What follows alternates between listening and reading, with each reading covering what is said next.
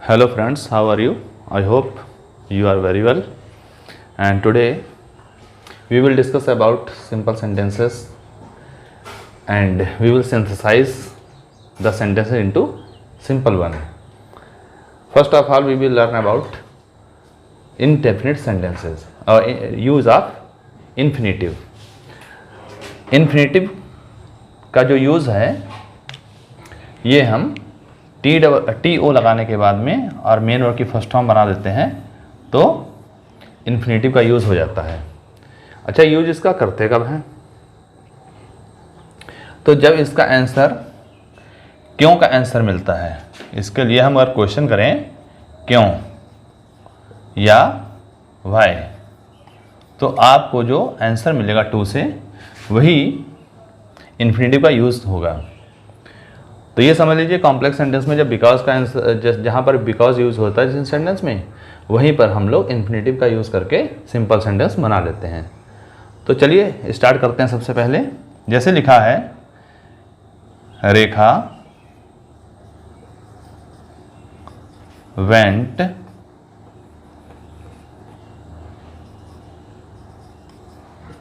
To Delhi, she wanted to see her sister.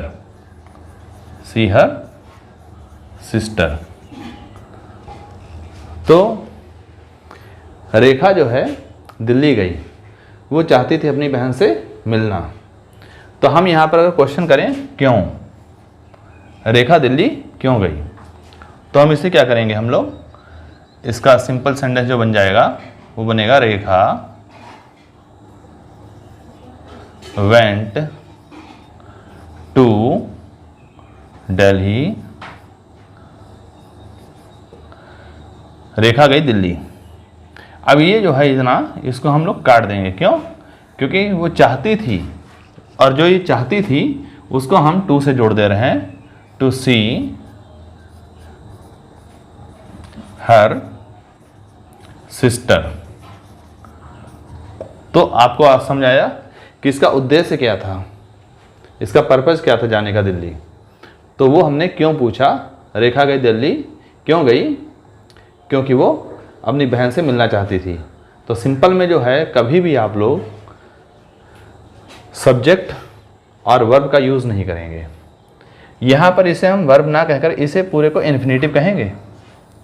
ये infinitive है। अकेला अगर वर्ब होगा तो सी, सा, सीन वो वर्ब्स होती हैं, लेकिन ये टू जो है प्लस मेन वर्ब की फर्स्ट फॉर्म, इसको हम इन्फिनेटिव कहेंगे।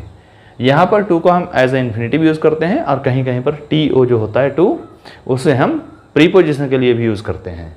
तो यहाँ पर आज हम इन्फिनेटिव की बात किए हैं। चलिए दूसरा देखते हैं।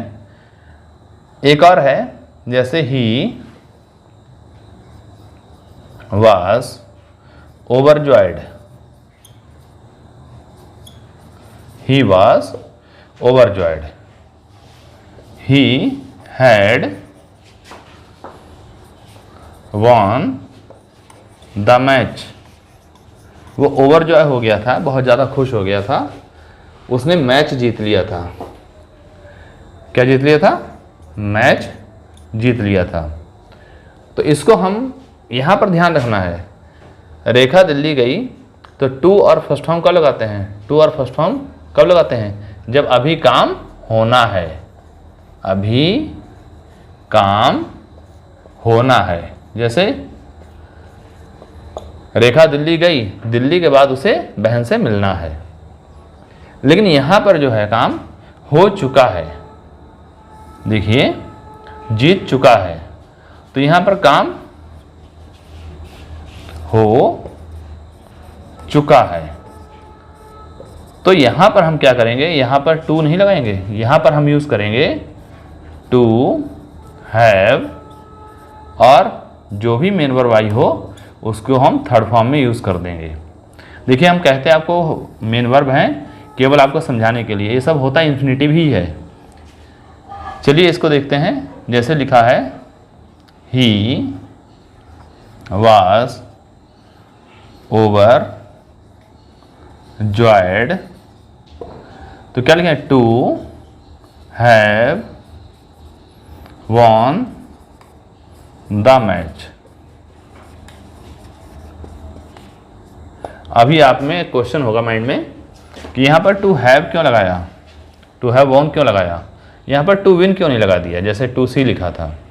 तो यहाँ पर अभी मिलना था, अभी काम होना है, और यहाँ पर जो है वो ओवर जॉय हो चुका था, उसे मैच जीतना थोड़ा ना है, मैच जीत चुका होगा तभी वो ओवर जॉय हो चुका था, हुआ है। तो यहाँ पर ध्यान रखिए, जो काम पहले हो चुका है उसको to have plus third form use करते हैं। चलिए, एक हमने ट्रांसफॉर्मेशन में थोड़ा समझाया था आपको रिमूव टू वाले में, कि जहाँ पर अगर वेरी आ जाए, इस वेरी को हम क्या करते हैं, टी डबल ओ यूज़ कर देते हैं, और प्लस अगर जो कोई सब्जेक्ट हो प्लस कैन नॉट हो या कुड नॉट हो, तो उसको हम क्या करते हैं, टू का यूज़ कर लेते हैं। तो ये आप इसको विधिवत जानने के लिए ट्रांसफॉर्मेशन ऑफ सेंटेंसेस का वीडियो बनाया था, उसमें केवल रिमूव टू के बारे में बताया हुआ था, उसको देखेंगे ज़्यादा समझ में आ जाएगा बेहतर आपको। तो चलिए देखते हैं, he is week, very weak, he is very weak, he can not work, वो बहुत कमज़ोर है, वो काम नहीं कर सकता है। तो देखिए यहाँ पर नहीं कर सकता है और यहाँ पर वेरी आ गया, तो यहाँ पर क्या कर देंगे हम लोग, सिंपल जब बनाएंगे, he is too weak to work, हमारा सिंपल सेंटेंस बन गया।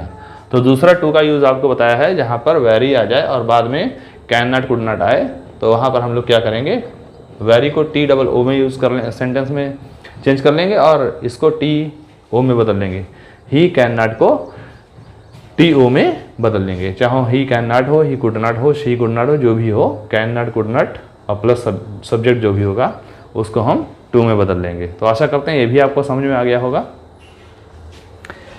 कहीं आप ऐसा मत कर दीजिए जैसे ये लिखा है, ही इज़ वेरी हैप्पी, वह बहुत खुश है, ही विल हेल्प यू, वह बहुत खुश है, ही विल हेल्प यू, वो तुम्हारी हेल्प करेगा। तो यहाँ पर आप देखिए, यहाँ पर लिखा है वेरी, तो आप कहेंगे सर ने तो बताया था कि वेरी को क्या करते हैं, टू में बदलते हैं, लेकिन नहीं, यहाँ पर हम वेरी का वेरी ही रखेंगे, very happy, he is very happy. क्यों रखेंगे, क्योंकि यहाँ पर कर नहीं सकता है, ये सेंस जो होता है ये बहुत ज़्यादा कमज़ोर है, ये काम करने के लिए मीन्स ये काम नहीं कर सकता है, और यहाँ पर जो है बहुत खुश है, ये काम करेगा, तो यहाँ पर वेरी का वेरी ही रखेंगे, यहाँ पर टू नहीं लगाएंगे, लिख देंगे टू हेल्प यू, तुम्हारी सहायता करने के लिए वो बहुत खुश है, मीन्स बहुत खुश है, करेगा, वेरी मीन्स पॉजिटिव सेंस में आ रहा है, करेगा हेल्प।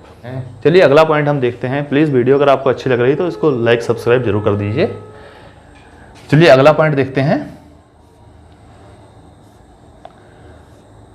नाउन और फ्रेज इन अपोजिशन, किसका यूज करेंगे, नाउन और फ्रेज इन अपोजिशन।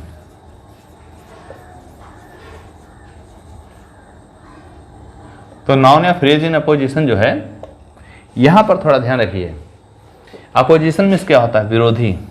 तो आपने देखा होगा जैसे जब इलेक्शन होते हैं तो ये दो पार्टी होती हैं, जैसे यहाँ पर मान लिया कोई भी XYZ ABC पार्टी है और यहाँ पर दूसरे वाले टेंट पड़ोस में वही लगा लेते हैं, मान लिया XYZ है, तो ये करते हैं पास पास में, ये अपना इलेक्शन की बातें करेंगे और ये अपनी इलेक्शन की बातें करेंगे। बस यहीं पर आप समझ जाइए कि अपोजिशन क्या चीज़ है, बस पास में रखना है। किसको रखना है पास में, नाउन के पास में या तो नाउन रहेगा या नाउन के पास में फ्रेज रहेगा। नाउन के पास नाउन कैसे रहेगा, देखिए जैसे कोई नाम है, जैसे राम लिख दिया, अब राम की अगर क्वालिटी है, क्या क्वालिटी, जैसे मान लिया कह दिया कि मैन ऑफ करेज है, तो मैन ऑफ करेज, ये हमने क्या रखा, फ्रेज है। ये फ्रेज कैसे जाना, हमने आपको बताया था P फॉर प्रीपोजिशन और P फॉर फ्रेज। तो जिसमें वर्ब ना हो, जिसमें सब्जेक्ट ना हो, तो यहाँ पर सब्जेक्ट कोई आया, यहाँ पर नहीं आया, वर्ब कोई आई, नहीं आई। प्रीपोजिशन के साथ में कुछ शब्द जुड़े हैं, तो जो भी कुछ शब्दों का समूह जो होता है प्रीपोजिशन से जुड़ता है उसको हम फ्रेज कहते हैं। तो ये फ्रेज हो गया। अच्छा, मैन ऑफ करेज कौन था, राम। राम कौन था, राम ही था। तो ये दोनों एक ही हैं, इसलिए इसको पड़ोस में लगा दिया। दूसरा, अगर नाउन करें तो जैसे एक तो राम हो गया, उसी की क्वालिटी बतानी हो, आ स्टूडेंट, तो ये आ स्टूडेंट जो लगाया हमने, तो ये भी नाउन है और ये भी नाउन है, लेकिन उसको ही बता रहा है कि राम ही स्टूडेंट है और स्टूडेंट ही राम है। तो आशा करते हैं ये पॉइंट समझ गए होंगे आप लोग। अब चलिए समझते हैं एग्जाम्पल से। तो जैसे पहला सेंटेंस है, Kabir Das was a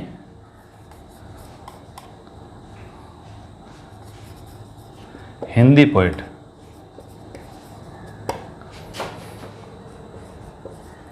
He wrote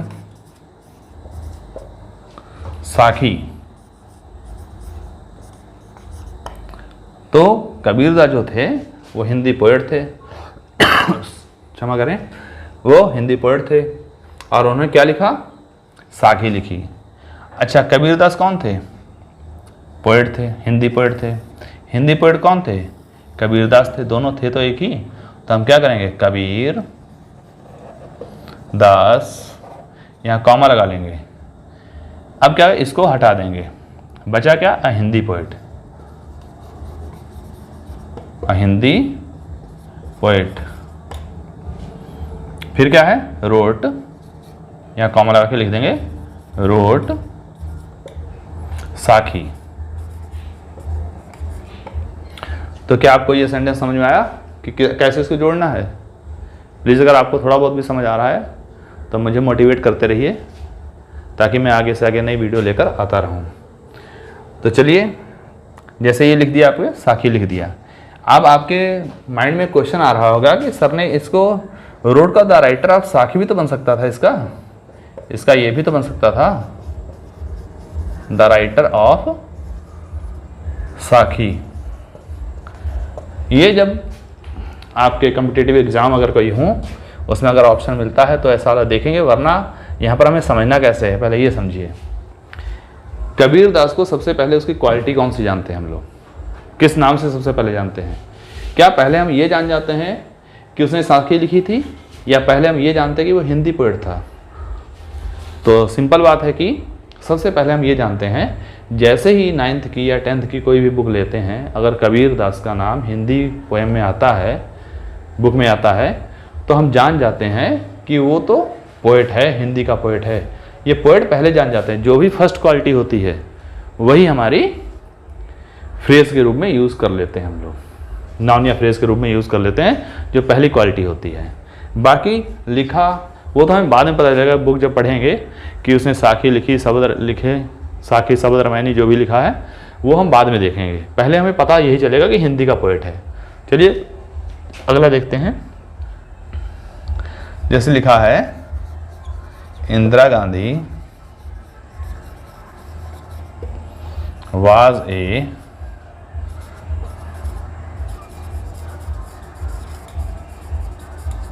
courageous lady, फिर लिखेंगे she was the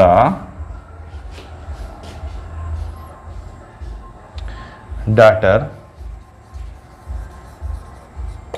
of PT Nehru. तो देखिए यहाँ पर इंदिरा गांधी के बारे में पहले हमने क्या जाना कि इंदिरा गांधी एक करेजियस लेडी थी और वो डॉटर ऑफ पीटी नेहरू की थी। तो आप पहले ये बताइए कि सबसे पहले हमें क्या पता चलता है इंदिरा गांधी के बारे में? क्या ये पता चल जाता है कि वो साहसी महिला थी? एक ये क्वालिटी है इसकी। क्या ये पता चलता है कि वो साहसी महिला थी? या हमें ये पता चलता है कि वो डॉटर ऑफ पीटी नेहरू थी? तो जब भी इंदिरा गांधी रही होंगी तो सबसे पहले लोगों ने यही जाना होगा कि पंडित नेहरू की लड़की। बाद में जानेंगे लोग कि अगर उन्होंने अच्छे काम किए होंगे, मेहनत वाले हार्ड वर्किंग काम किया होगा तो वो हार्ड वर्कर रही होगी, करेजियस कार्य किए होंगे तो करेजियस रही होगी, प्राइम मिनिस्टर बनी होगी। ये सब बातें बाद में। तो पहले हम क्या जानेंगे, वो उनकी पुत्री थी। तो बस यही हमारी मेन क्वालिटी इसकी मिल गई इंदिरा गांधी की। तो इसी को हम क्या करेंगे, लिख देंगे इंदिरा गांधी, कॉमा लगा देंगे, the daughter of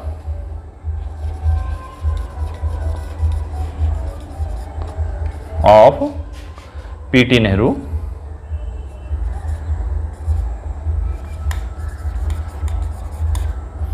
PT Nehru was, अब यहां पे कॉमा लगा के लिख देंगे, वाज ए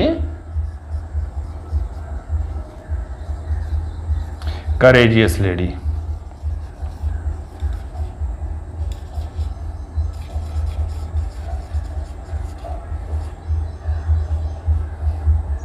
लेडी। तो क्या आपको ये समझ आ गया कि वही इंदिरा गांधी हैं और वही पीटी नेहरू की पुत्री हैं, और यही जो दोनों एक ही तो है, और वही थी करेजियस लेडी। तो इसका सबसे ज़्यादा यूज़ कहाँ पर होता है? सामान्य तौर पर अगर देखा जाए तो डिस्क्लेमेशन जो होता है, डिक्लेरेशन, कहीं सर्टिफिकेट वगैरह पर हम लोग डिक्लेरेशन लिखते हैं, फॉर्म भरते हैं, और या फिर कहीं पर हिंदी में बताएं शपथ पत्र कहीं पर लिखा जाता है, तो वहाँ सबसे पहले लिखा होता है कि मैं, फिर अपना नाम होता है, जैसे सत्येंद्र सिंह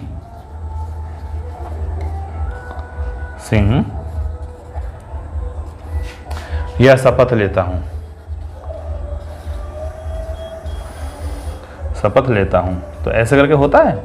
तो आप बस ये ध्यान देखिए कि मैं दिया पहले आई कौन, आई ही ये है सब्जेक्ट, तो बस इसीलिए हम इसको noun of phrase in opposition का यूज़ कर लेते हैं। तो आपको समझ आ गया ये? अगर कोई डाउट आपको होगा तो आप कमेंट के माध्यम से हमें बताइए, तो मैं अगले वीडियो में आपको बताने का प्रयास करूंगा। एक और बना लेते हैं आज ऑप्शन, एक और ऑप्शन देख लेते हैं। तो अब हम लोग एडजेक्टिव का यूज़ करेंगे। तो यूज़ ऑफ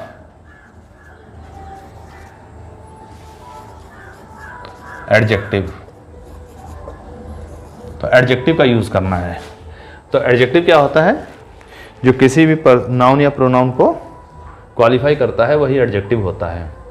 और इसका एडजेक्टिव का यूज जो होता है, एडजेक्टिव के दो यूज होते हैं। एक तो एट्रीब्यूटिवली होता है यूज इसका,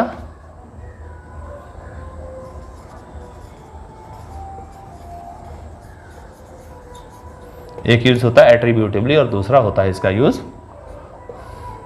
प्रेडिकेटिवली।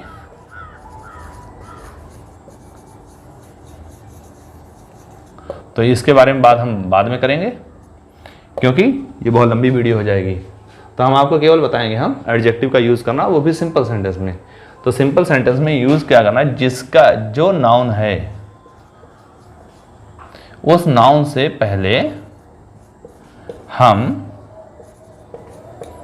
एडजेक्टिव का यूज़ कर देते हैं, जिसकी विशेषता बतानी होती है। बस हमें यही याद रखना है, ज़्यादा इसमें कठिन नहीं है सिंपल सेंटेंस में। इसमें सबसे बढ़िया मज़ा तब आने वाला है जब ट्रांसफॉर्मेशन पढ़ा जाएंगे, simple to complex, complex to simple, तब बढ़िया लगेगी आपको वीडियो ज़्यादा।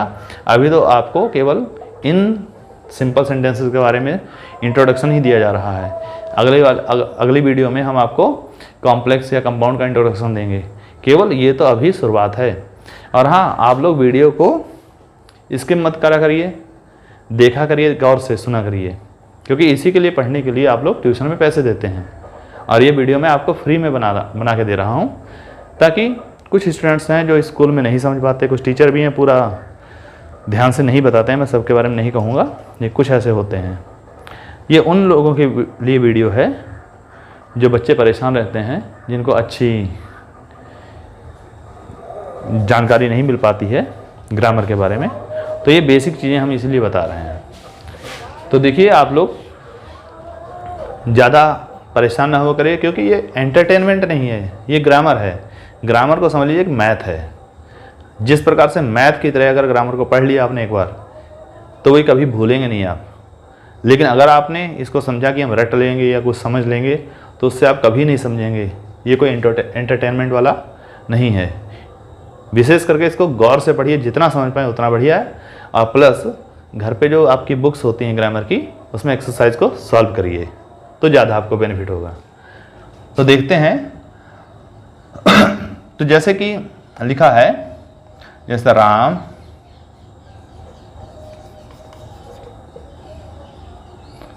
was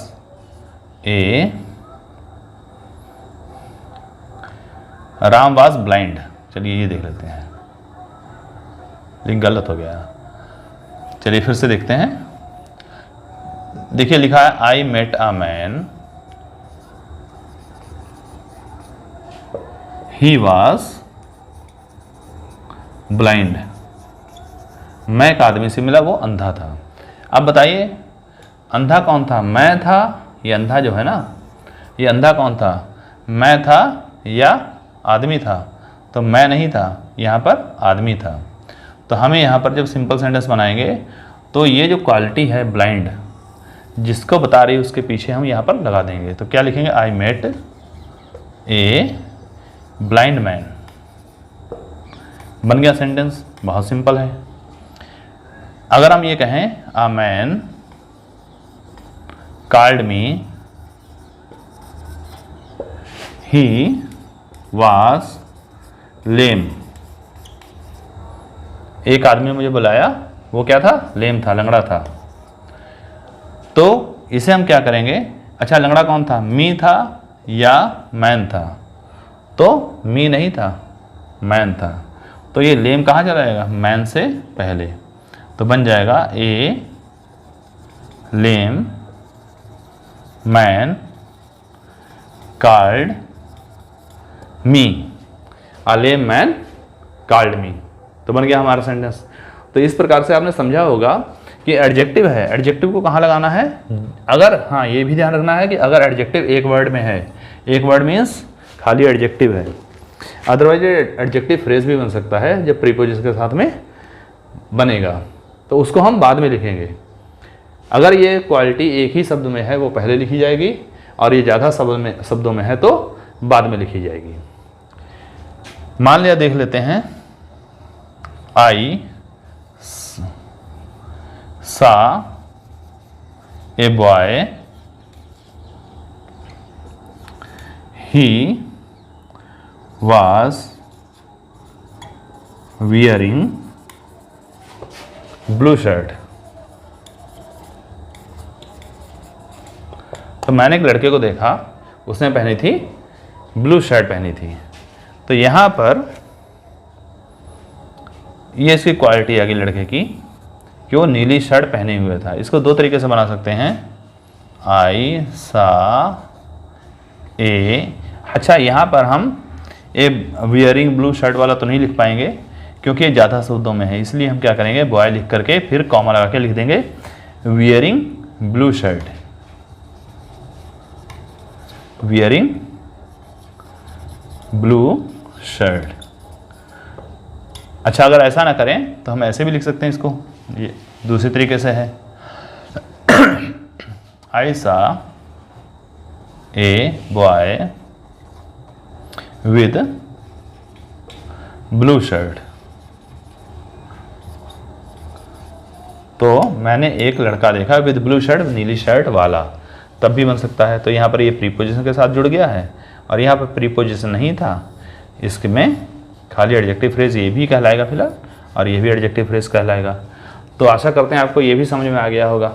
और ये वियरिंग मेन वर्ब में आईएनजी लगी हुई है, तो आप जानते हैं वही वाला है जो पार्टिसिपल हमने सबसे पहले बताया था। तो ये पार्टिसिपल के यूज से बन गया, और ये वाला प्रीपोजिशन के साथ में बन गया। और हाँ, आपको एक कन्फ्यूज़न होता है जब कई एडजेक्टिव के साथ मिलकर मिल जाते हैं, तो उसके लिए आप क्या करेंगे, उसके लिए एक फार्मूला याद रखिए। जब आपको ये रट जाए तो कमेंट बॉक्स में बताना, फिर हम आपको इसके बारे में, एडजेक्टिव के बारे में बता देंगे। अच्छा, जैसे कि आप याद रखिए ओसेस कॉम्प, ओसेस कॉम्प, ये इसका सीक्वेंस है, ये किसका सीक्वेंस है? एडजेक्टिव का। जिस दिन आपको याद हो जाएगा तो प्लीज़ आप कमेंट करेंगे तो हम आपको ज़रूर बताएंगे ये। तो थैंक यू, आप लोगों ने मेरा साथ दिया और अच्छा लगता है अगर आप हमें कमेंट वगैरह करके कुछ बताते रहते हैं। और मोस्टली कुछ स्टूडेंट्स जो हैं मेरे, जो आजकल बहुत ही एक्टिव हैं, वो ज़रूर मेरी हर वीडियो को देखते हैं। तो जैसे गोविंद हैं और भी बहुत दोस्त स्टूडेंट्स रह चुके हैं मेरे पहले, तो बहुत अच्छा लगता है जब वो लोग कमेंट करते हैं। Thank you.